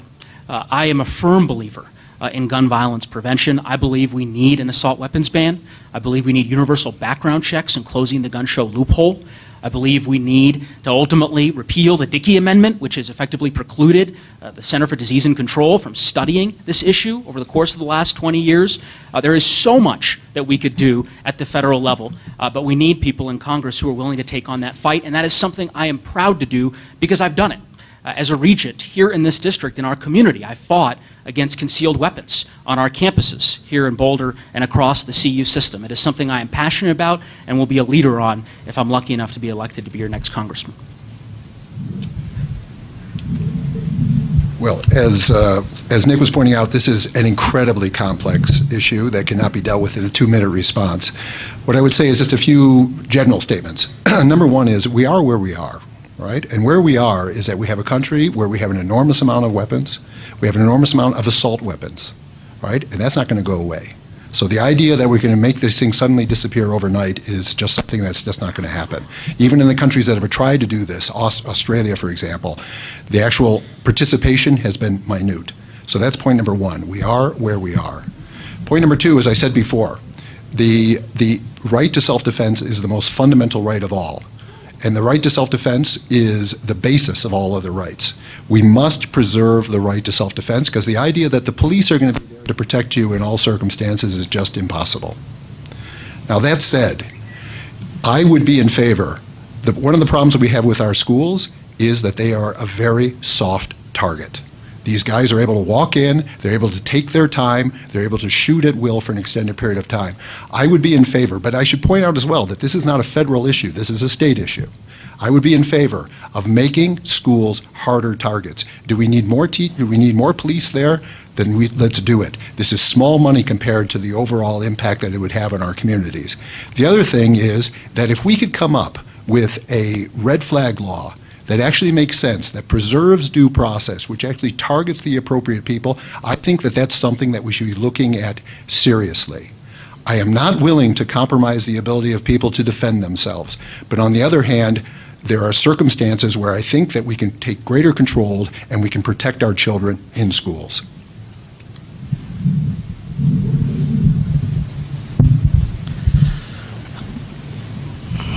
This is an interesting topic, obviously, and the 2 minutes doesn't do it for us in regards to what we need to say up here.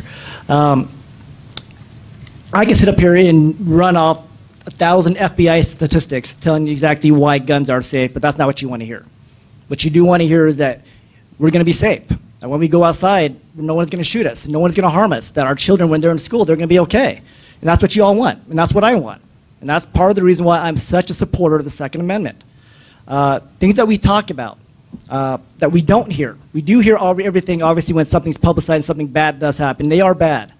But Barack Obama conducted a study through the Center for Disease Control and found out that 500 to 3 million people a year are able to protect themselves from rape, theft, or murder because they were able to arm themselves. And we sit there and say, guns, you can't just not do something about guns. Well, you know what? I am all for making sure people are safe. But the problem is what no one will actually realize and accept is that there's never been a single gun law or crime bill that's ever been created that actually prevented crime. In 1994, we created the assault rifle ban, and guess what happens? We still have the Columbine shooting, one of the most famous school shootings ever, and the worst thing about that was guns wasn't even their main source of anger. They actually set 2 bombs off to explode in the school and kill 500 students. That's what people don't realize. That, you know what, we can sit here and talk all day long about guns and the dangers of them. We keep ignoring the actual problem, and that is basically mental health. If we continue to ignore mental health, you're never going to get anywhere with this situation. You're still going to have someone creating 6 pipe bombs in Austin and having the whole city on fear. You're going to have someone in Toronto getting in the car and running over 10 people. You're going to have other shootings going on regardless of the situation, or even be like England, who's gotten so bad now that they have to basically outlaw knives. And like as what Mark said here a second ago, even Australia, who everyone loves to use as an example, they had a mass shooting just Saturday night killing 7 people. It's something that we need to understand. Mental health is where we need to focus on. Thank you. So I appreciate the discourse, and let me just say I'm in favor of banning assault weapons, and I'm in favor of the red flag, and I'm also not in favor of expanding concealed carry laws like they're trying to do in Congress. I would just say one small correction is the Dickey Amendment did get removed. They can actually do research now at the CDC based on the last budget that was passed. But I want to actually go upstream a little bit and follow the money. 80% of Americans think that loopholes need to be closed. 80% of Americans think that gun violence needs to be addressed. So the political will is actually there. So how come nothing's changed? You know, so unfortunately, it goes back to follow the money. And the money is the NRA, right? The money is the NRA spreading its dollars around so that folks get reelected. And they have a lot of political will, and they get their way, irrespective of what ordinary folks want. And then, you know, you dig deeper and you start going, well, how about high-capacity magazines? Well, that law firm that I was talking about, Holland & Hart, lobbied against the high-capacity magazine signature of Hickenlooper. And again, they give money to Democrats and Republicans. And so my concern is that we want change as a people. This is a value of ours for our children to be able to go to school safely. I shouldn't take my high school daughter to Boulder High, and as an ex-military guy, I walk her around the school and I go, here's your exits, here's where you take cover. If you're on the first floor, you go here. If on the second floor, you go there. That's what I did as a responsible father. But when I look at the problem, it's not about us. It's not about families and communities, because we know what we want. It's about the politicians being responsive to our needs. And as long as the money is there, the change is not going to happen. We have 3 almost identical questions on the subject of climate change. Do you accept the science that humans contribute to climate change? How should the federal government tackle this problem? And Joe, that's you.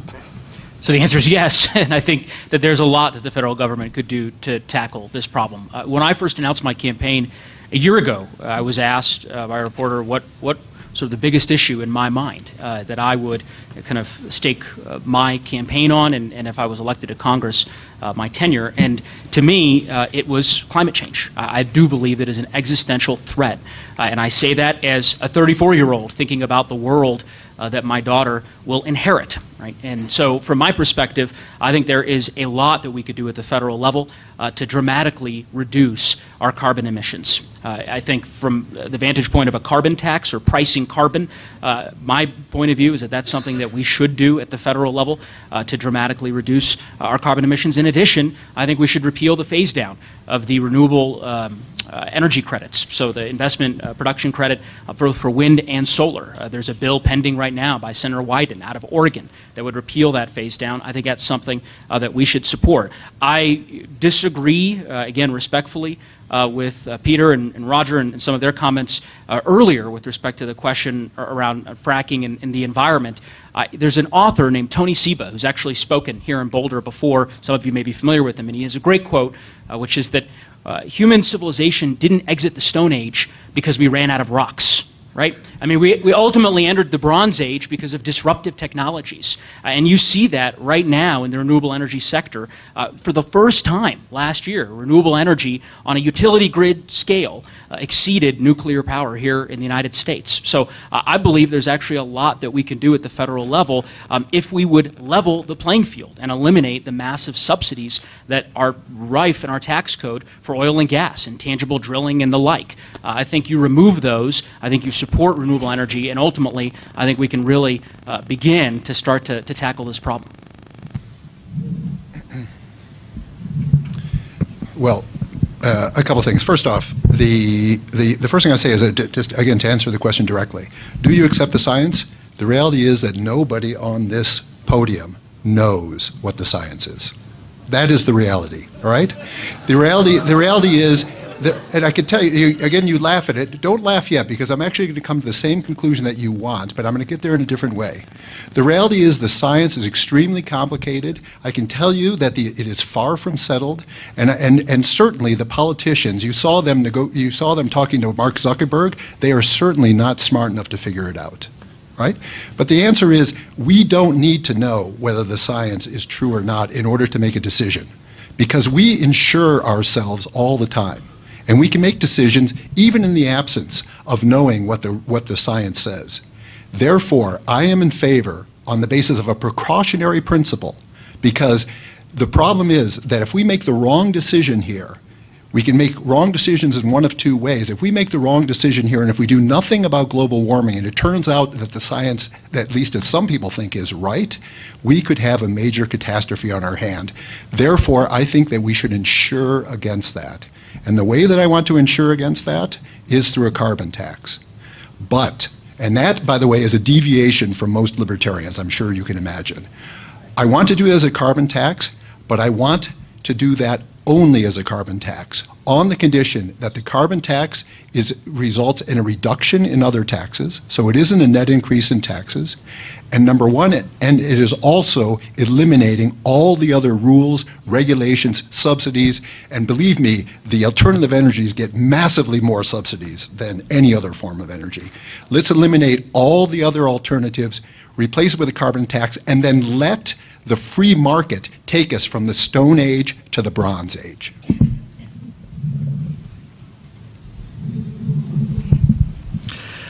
I'm going to be honest with you. I don't know if humans contribute to global warming. I really don't. I'm not educated enough. I can go and find 1,000 people out there, scientists who sit there and say that humans are the cause. I can find another 1,000 that say absolutely not. Joe quoted a person that basically stated that, hey, guess what? I can name off the creator of the Weather Channel is 100% against that. And am I saying I believe him? But what I'm going to say is this. We've had 2 ice ages before, and guess what? There wasn't any humans that made the world warm up. I don't know if that's truly the case or not, but what I'm going to tell you this is I'm all for reducing the CO2 emissions in this country. Absolutely, 100% around this world. And once again, if you guys are going to sit there and just completely believe that renewable energy is the way to go, I'm going to ask you how. It's 1% of our total output right now. Wind is still 7%, and the only reason why we're above nuclear is because we throw water in there as well. 15% of our energy comes from those facilities. You get rid of fracking, you get rid of oil, you get rid of gas. Well, guess what? Everyone in this room, you might as well start looking for a new home because you won't be able to afford your electric bills. If you guys don't see the benefits of natural gas, which has done more for our environment than anything else, natural gas has basically allowed us to have our carbon emissions reduced by 14% in the last 10 years. Methane emissions have been going down by 19% since the 90s. These are facts. And if you want to sit there and give the credit to renewable energies, I don't know how 1% solar energy or 6% wind is the reason for that. Fossil fuels is right now a stepping stone. The thing that we want to do is make sure that you guys can survive on a daily basis, but also at the same point in time, work on our environment, regardless if it is human interaction or not. That's what my goal is for you. Thank you. So I'm pretty sure you're not going to find 1,000 scientists that disagree with climate in this town anyway. And I think probably, I don't know, a good percentage of the climate scientists in the world probably are within this second district here. So it's a simple answer, yes, of course, to the climate science. What else needs to be said? So then the next question for me then becomes, what stance are we taking here in the second district? And again, the second district is one of the most progressive districts in the country. And so we need to lead the way here. And, you know, having been in the technology industry for the last 15 or 20 years, and having been at the forefront of a lot of thinking around these kinds of topics, you know, for me, the question isn't, well, you know, are we going to get there? It's how do we accelerate to that point? And so we need to be looking 50 years down the road and going, this is what the future looks like. And we back into how we're accelerating out of our current place. It's not whether we accelerate, it's not if we accelerate, it's how much can we put the pedal to the metal. And this, my friends, is where government regulation comes in really handy, because it helps put the pedal to the metal in that kind of way. And so as I look at the future, and as I look at the possibilities, and as I share the same concerns of the folks that are sitting here at the table, to me, in this district, we take the combined activism of the grassroots folks who say, let's leave oil and gas. Then we take the capacity of private industry and public community partnerships to start investing differently, and then we bring in all the PhDs here. We can do something really phenomenal in this district, and we show our country how to move things forward, and on top of that, we define what the coming industry in renewables is, and we make this district the leader, not just in the country, but in the world for what renewables looks like. That's leadership. Woo! I like that, what Mark said, put the pedal to the metal. That's absolutely necessary in this situation more than about any other one. There are a lot of industries that it would be better for government to step out of the way and allow private industry to step in and move us forward. This is not one of them. We need to, well, and actually some industries do that. I'm a big fan, these guys here, Tesla and Elon Musk, who is based out of Boulder a long time ago and has done amazing things pushing us forward outside of what the government has tried to fight him on. So I want to touch on one cartoon that I love. There's this picture of a bunch of scientists sitting in a room, and one of them turns to the other one and said, but what if we're wrong and we do all this work to make the environment better for nothing?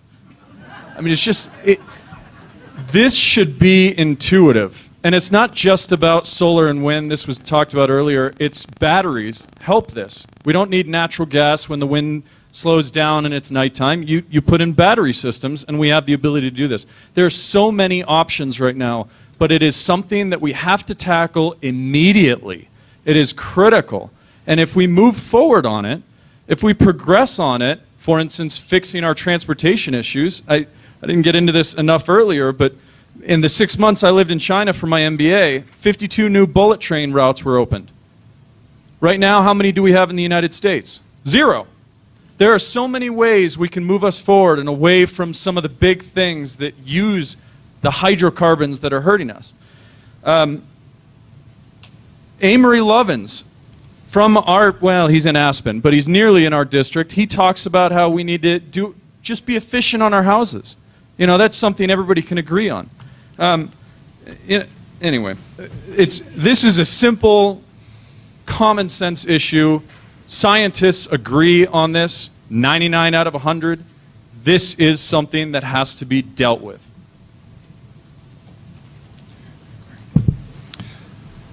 Gentlemen, what action do you think Congress should take in regards to both legal and illegal immigration, and specifically, if you would all please state your position on the Deferred Action for Childhood Arrivals, also known as DACA, and the proposed border wall?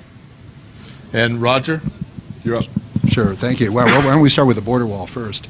This is one of the dumbest ideas anybody has ever heard of. You know, in particular, look at that. Now, those are some hands. In particular, the idea that this is going to stop the flow of drugs into our country. I want, it's like you can go into any prison in this country and get all the drugs you want, all right? And I assure you, they have very big walls there, they have guards, etc. The idea that this is going to affect anything on drug is complete insanity. So that's the answer on the border wall. The position on immigration. As you know, the Libertarian Party has traditionally been very pro-immigration, right? I am not an open borders person, but I believe in very easy immigration. In particular, I believe that with things like the H-1B visa, which the current administration claims that all they care about is illegal immigration, that's nonsense. They have done everything possible to restrict legal immigration as well. We should be welcoming the type of workers who come in here on H-1B visas, the type of people who come in here, get educated, some of the smartest, most talented people in the world. Do you know that the heads of AI at Google, Microsoft, and Facebook are all immigrants? We should be welcoming these people with open arms. The entire world is competing for these talented individuals. We are training them. 70% of our computer scientists who are pursuing advanced degrees are foreigners, and then we are chasing them from the country. This is insanity. At the other end of the spectrum, I think that we need a robust guest worker program for unskilled workers, so that unskilled workers can come into this country, do the type of work. It should be coordinated with local companies. It should be coordinated with local communities who actually need these people. As you know, we have worker shortages throughout the entire country. And then if they're in this country for an extended period of time, if they've taken the steps to become a U.S. citizen, they should also be allowed to become U.S. citizens. On DACA, the answer is let them stay. They are U.S. citizens. They are our neighbors. I'm going to address the DACA question first because that's a much easier question. And I actually do support basically making sure we do provide a pathway for DACA recipients to be able to stay in our country. Not give them amnesty so much, but more so basically giving them a path where they can work and prove that they do deserve to be in this country. That's pretty much where we need to go with that one. In regards to illegal immigration, I'm going to quote, President Barack Obama, President Bill Clinton, our current Senate Minority Leader Chuck Schumer, in that to quote them and paraphrase them is that illegal immigration is wrong. That's exactly what they said. They also have said basically that their presence it deflates our income levels. It basically hurts our job markets. It is unfair to those who legally come here, which I legally came here. It is not fair to those who apply and want to come to this country the right way for them to be circumvented because of the fact that someone just basically jumped the wall. Now, when we're talking about the wall, you look at the cities down the border, along the border towns, the towns that actually do have border walls. Well, the statistics come back saying that it's detoured by 90%. You know what? It's one of these things where you have to sit there and say, immigration, we definitely do want people to be able to come here and enjoy the American dream the same way I did, and the same way my family did, and the same way everyone did. However, there's a right way to do it and there's a wrong way to do it. And I believe basically making sure that we do have secure borders and also making sure that our country is safe. We always talk about people coming here for a better life, but we don't talk about the 60,000 people who died from drug overdoses. We don't talk about the 20,000 people, 40% of which are children, that are brought here for human prostitution. Those are things we don't talk about, and those are things that we do need to control in regards to making sure our country is safe, as well as making sure that we do have immigration reform. Thank you.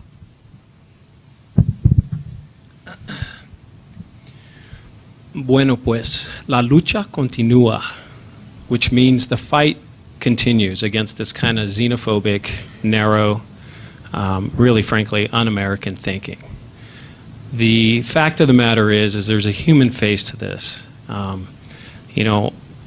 libertarian friend and I are going to disagree on a lot of things, but on this I agree wholeheartedly. DACA, we've made agreements and we need to honor those agreements, and those folks are Americans. And then we do need a immigration reform altogether, and both sides of the aisle need to come together to do that, and we need to make it responsive to the 21st century. But let me put a human face on this. My mother lives in El Paso, Texas, and she's been there for 20-some years now. She helped found a women's community center that would help train undocumented women in English skills and then in job skills. And she's been at the forefront of a lot of the protests around, frankly, some of the refugee camps that have been established by both the Obama administration and the current administration. She's seen children be taken away from their mothers, separated, and not be brought back together. She's seen and helped folks where they know that they're going to be facing an immigration court and they can't speak a lick of English and they get 90 seconds in front of a judge. She's been there with the nuns that are fighting shoulder to shoulder with her when 3-year-old children are sitting in front of a judge having to talk about why they deserve to immigrate. So, you know, our values as Americans, when we see what's happening in the countries south of there, when we see people fleeing those places, those devastated countries, because you have a choice between your son and daughter being taken by a criminal gang or you go to America, I tell you what I do, folks. I grab my family and I hop on the bus and the train and I make my way north because that is the beacon for all those folks down there, and I would do the same.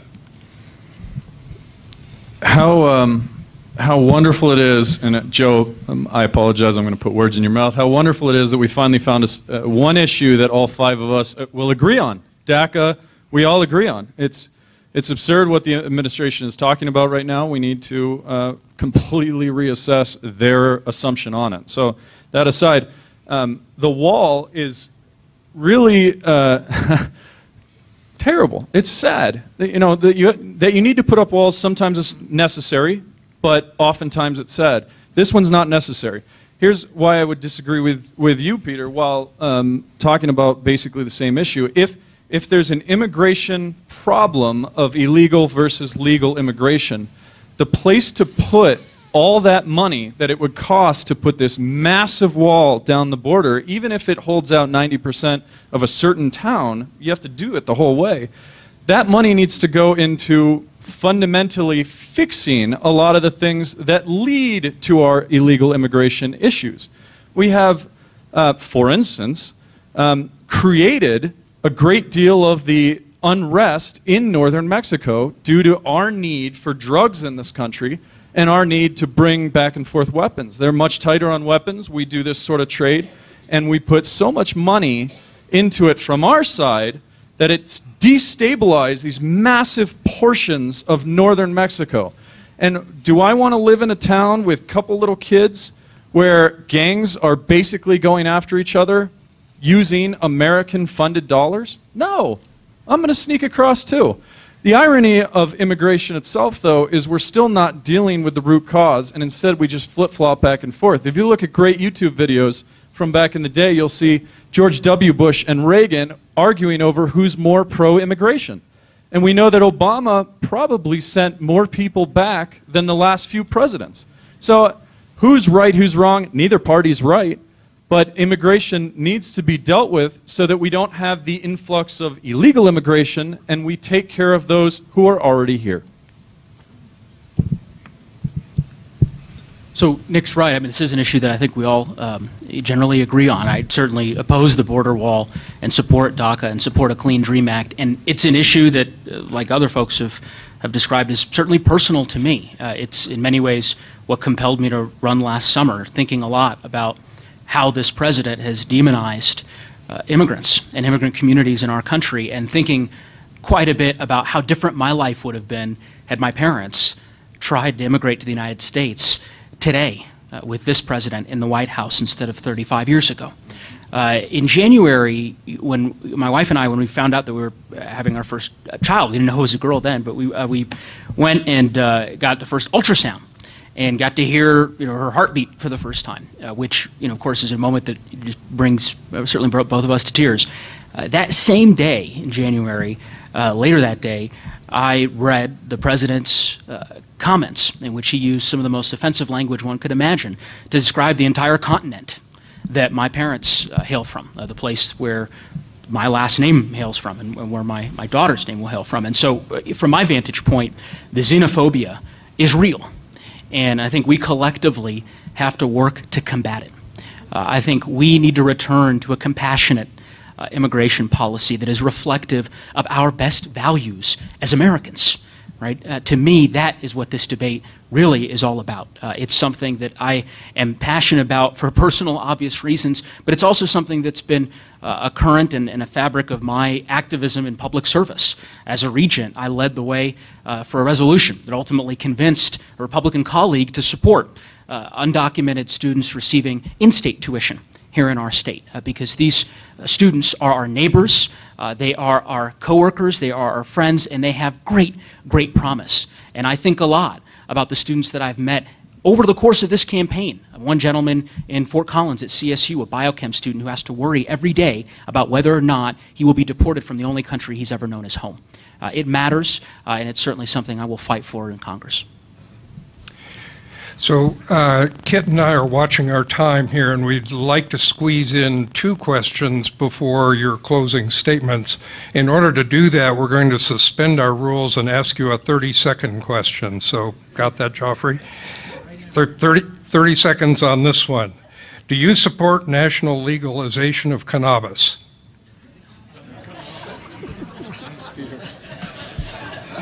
That would be my turn to answer this question on a 30-second split. I have very mixed feelings in regards to marijuana. I've seen the horrible effects it's had on certain people. When I see statistics on Channel 4 News stating that, you know, Colorado accidents have increased by 48% from cannabis usage, that scares me. When I hear basically that, was that 30 seconds? Okay. Basically, that's something that I would need to look at further.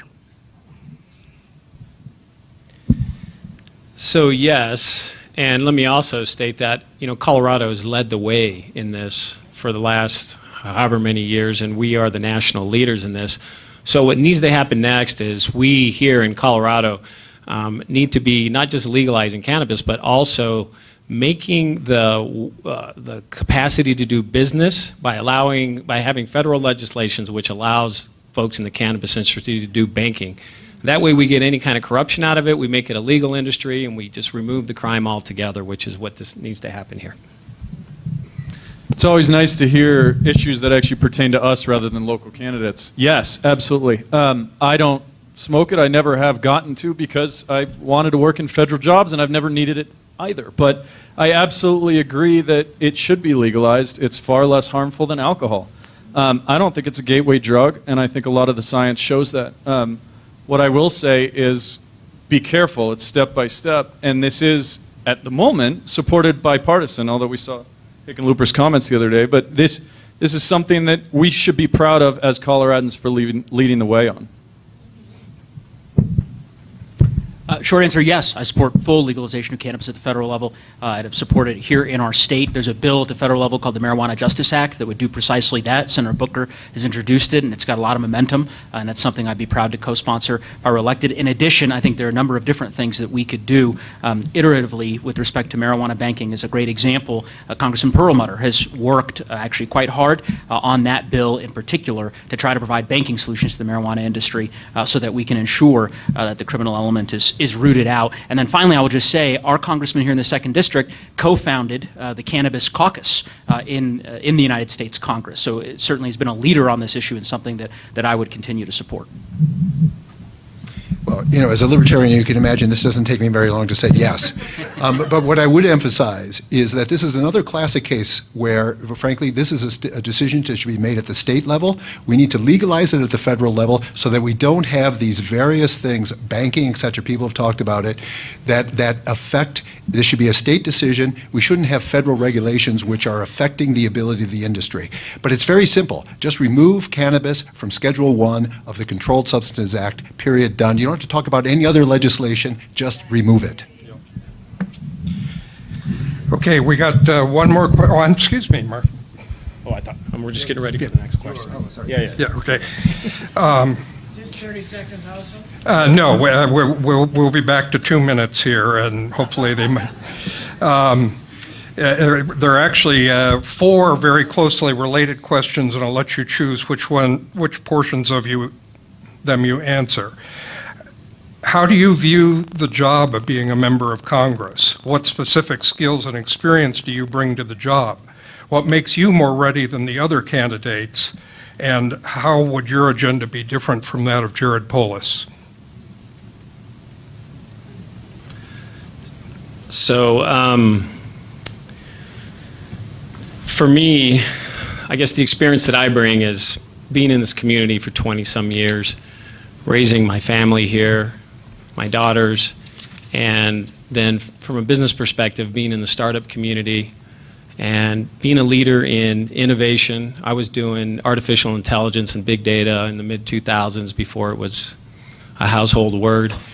I was a leader in the mindfulness revolution in terms of bringing mindfulness out of places like Boulder and taking them to SWAT teams, special operators, and fighter pilots, and showing them that managing their minds is actually super helpful, not only from their performance at work, but also at home.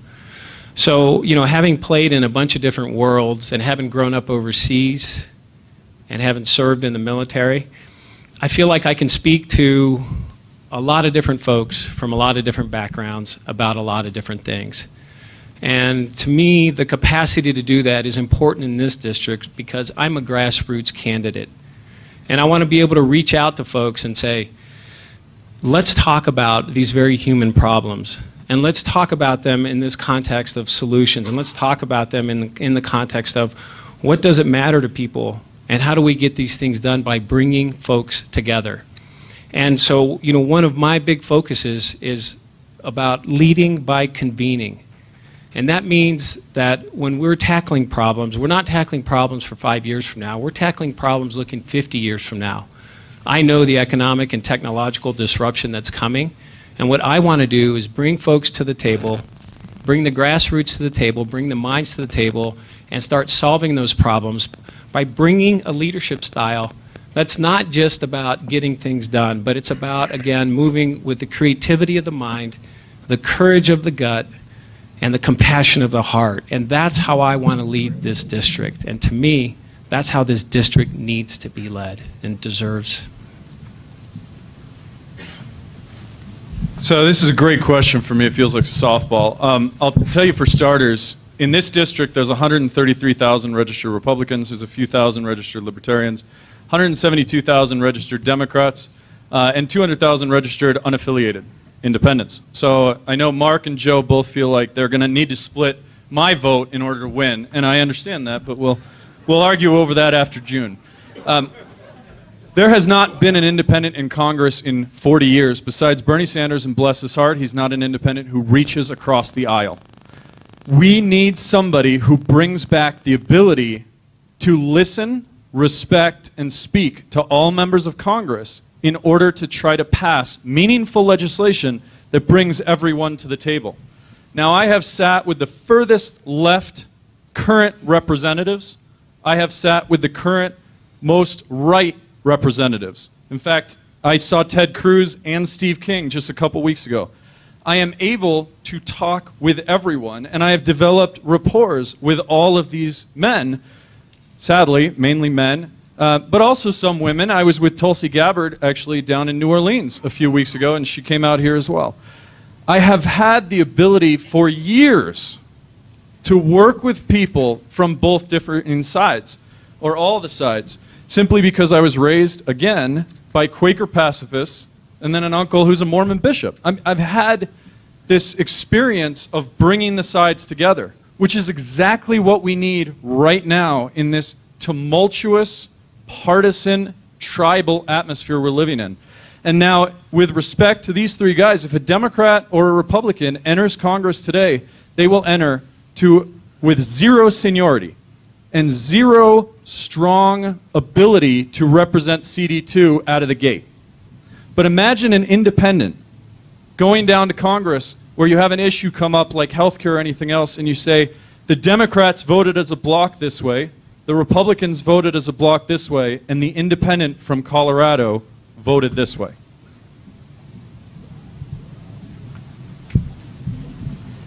So the job of a congressperson is very much a multifaceted job. You have to be an advocate for the nearly 1 million people that you represent across the 10 counties here in the 2nd Congressional District.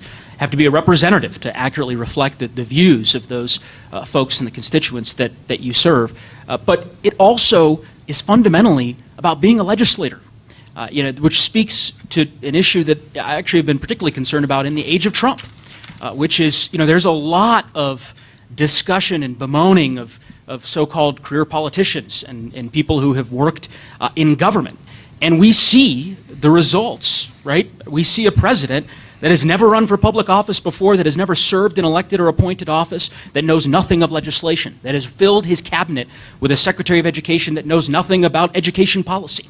I am deeply concerned about having a Congress where the people who are ultimately serving are folks who have a demonstrated record of being able to build coalitions to enact legislation that promotes the public welfare. That is the job. That is the ultimate duty of our Congress in the Constitution, if you look to Article 1. And from my vantage point, I have been very lucky. It's an odd set of circumstances in which, as the 34-year-old on the stage, I have more government experience than any other person on this stage, having served as a regent for 6 years, serving on a Republican majority board, but ultimately being able to get a lot done for the people of this district over the course of 6 years, convincing and cajoling and persuading my colleagues to join me in enacting real change that would better our community. As a leader in the state cabinet, running our state's Consumer Protection Agency, managing a department of 600 civil servants dedicated to protecting the public and our civil rights. To me, that experience matters, and it's something that would certainly, would help me, I think, in being an effective member of Congress if I'm fortunate enough to get this job. Okay, well, thank you very much. Look, I think there's three things in particular that I would like to, or one thing in particular I'd like to emphasize, which is there's three bedrock principles to our Constitution. And those three bedrock principles are individual rights, a separation of powers, and a devolution of government power to the lowest level possible. And I think bringing back all three of those things are the most important thing that anybody can do in Congress. And ironically, Donald Trump is actually reminding everybody that maybe we don't want to have a single person, an imperial president, who is determining everything in this country. And if that's the only thing that Donald Trump's presidency does, that'll be a pretty good thing. So as a congressman, I will defend individual rights. I will insist upon a separation of powers. For example, we talked about the AUMF before. Congress has abdicated its authority to the presidency over the last 30 or 40 years. We need to take it back. The intention was that there's a separation of powers, and within the different forms of government, Congress is the preeminent branch of government, and we need to take that back. And the last thing I would say is we need to devolve power as much as possible to the states, to local communities, etc. This is one of the bedrock ideas of our government. Too much power has been centralized in Washington. There's absolutely no reason why every decision needs to be made in Washington. It can't be made there. And this, as I said before, is one of the reasons we are fighting so vigorously. If California wants to go off and create the People's Republic of California, I say God bless. You'll be an excellent bad example for the rest of us. But leave the rest of us alone. And those are the three principles that I would fight for as a congressman.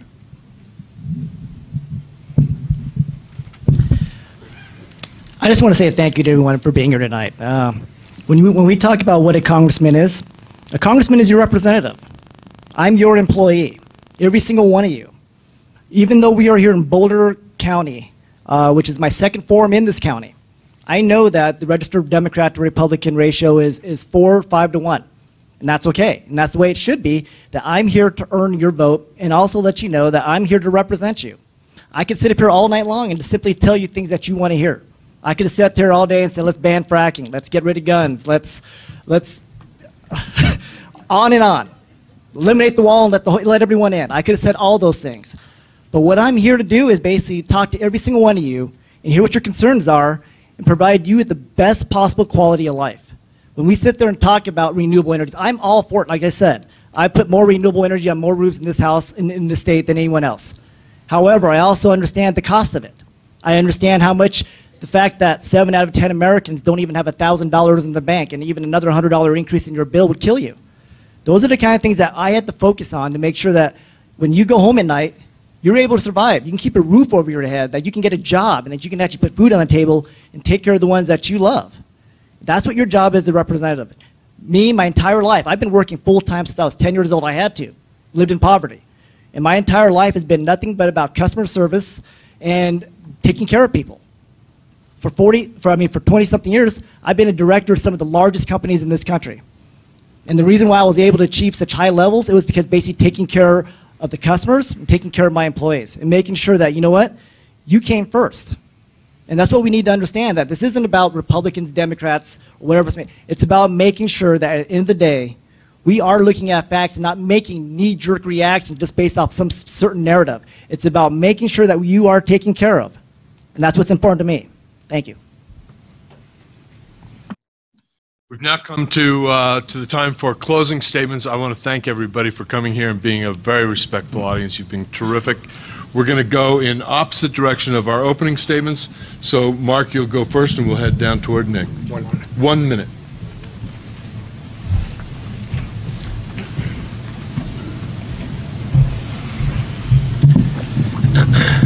So thanks to all of you for making your way out today. I hope you enjoyed the dialogue, and I think you get a pretty clear sense of where folks are coming from. When I listen to Peter, what I do respect about Peter is he's willing to say the truth.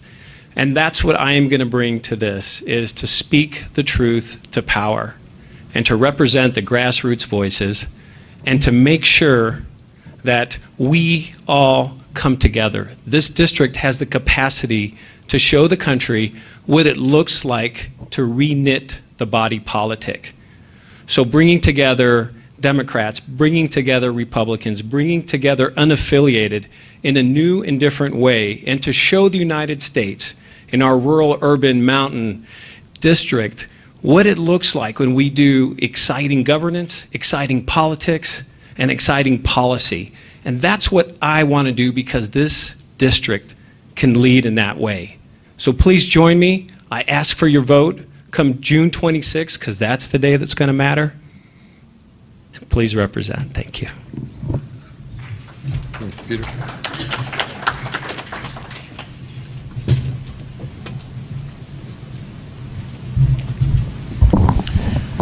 I just want to say thank you to everyone for being here tonight. The Boulder Rotary Club, it's been a great event, a lot of questions. Unfortunately, I will have to say that I wish we had a debate style, because there are so many times up here I just wanted to jump up and say, hold on a second, but that's okay. There'll be time for that. And over the next 6 months, I want to prove to the city of Boulder that you need me as much as I need you. I'm the candidate that's going to basically listen to every single one of you. I'm going to listen to your ideas and try to move the needle. Some of the things we heard tonight, you hear the division still. And that's not what we need at this point in time in our country. I'm excited to be here. And the one thing I said this before is people ask, why should I vote for you? As well, because I am you. And I'm not Peter you, but you. I'm a person who knows what it's like to struggle. I know what it's like to share a living room with all 7 of your brothers and sisters. I know what it's like to wonder if electricity can get turned off. But I also know how hard work and the opportunity of this country really can lead to some great things. And that's what I want to preserve for our future and in your children's future. So thank you so much. Appreciate it.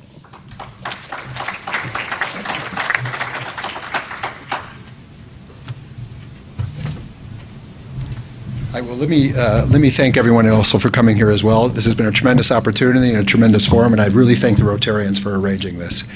I think what I want to leave you with is one word, and that word is humility. It was interesting. One of my, actually it was Mark, I'll tell who it was. He said, I know, quote, I know the economic and technological disruption that's coming down your way. Really? Wow. Because the fundamental belief that I have is that Washington and the government doesn't know how to run your life better than you know how to run your own life. And that's the entire basis of the libertarian philosophy, that nobody knows how to run your life better than you do. And one of the major problems we have with the government that we have is that there's a whole bunch of people, career politicians, frankly, Joe, in many cases, who think the opposite, that they know how to run your life better than you know how to run it. What the Libertarian Party stands for is the exact opposite of that. Thank you.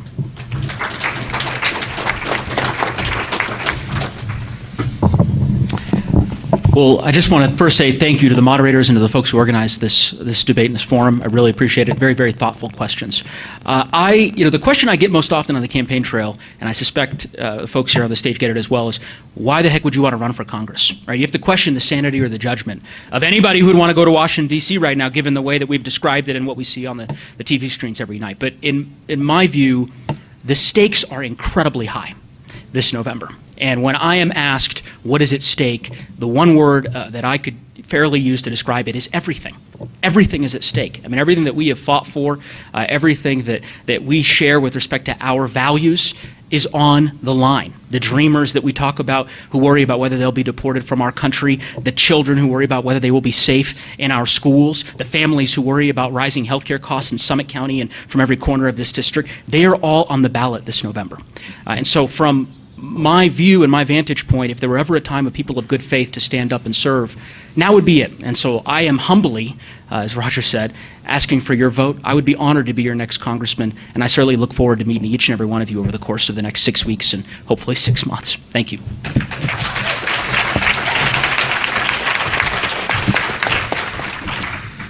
So quickly, sorry, Joe, I want to respectfully disagree on your last comment. You may have the most experience in the state, but I think I have some of the most experience nationally and on geopolitical stuff. So this is beautiful, and in this next 6 months, we're going to really get into it. But one of the things that shows that is we actually had Bud McFarland come out here for Veterans Day and endorse our campaign. He was Ronald Reagan's national security advisor. But on the flip side, we also had Andrew Young come out and endorse our campaign on the eve of Martin Luther King Day. And if his health holds up, he may be out here in July. Right now he's going through a crisis and we're praying for him. But I am Nick Thomas. I am the only federal independent candidate in Colorado, one of the only nationwide, and the best chance we have of threading this needle and bringing the first independent to Congress, to the House, in 40 years. And we need that. This country needs that. This district has the responsibility to send that, and we have the ability to send that, and it's absolutely critical. I will just say thank you for having me. I'm sorry. I worked for Ron Toop as an intern in 07, as an aide in 08. I worked on Raleigh Heath's campaign. Polis sent me to South Korea in 2009 as a U.S. Congressional Youth Ambassador. We all have experience. This is a special stage, and I look forward to continuing this conversation. Thank you.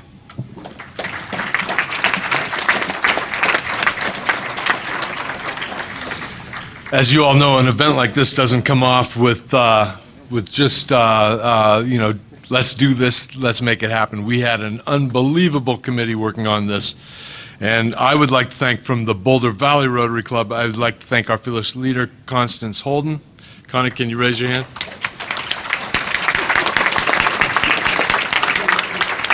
And I would like to also thank our exemplary timer, Joffrey Wheeler. Thank you for keeping everybody in control. Carl? On behalf of Boulder Rotary Club, I want to thank our team as well. On cameras, Gary Kahn and Fred Hull. Paul Jurdy in the back of the room, Marion Jones, who handled all the publicity, and the great partnership with Boulder Valley Rotary Club and working with you, Kit. I got to end on a personal note, which is that I've spent my entire professional career trying to strengthen representative democracy. And no matter what you think about whether you agree or disagree with this group of candidates, I really admire their courage and commitment. They represent the best of our county, of our district. And it's not easy to run for office these days, and I really admire you.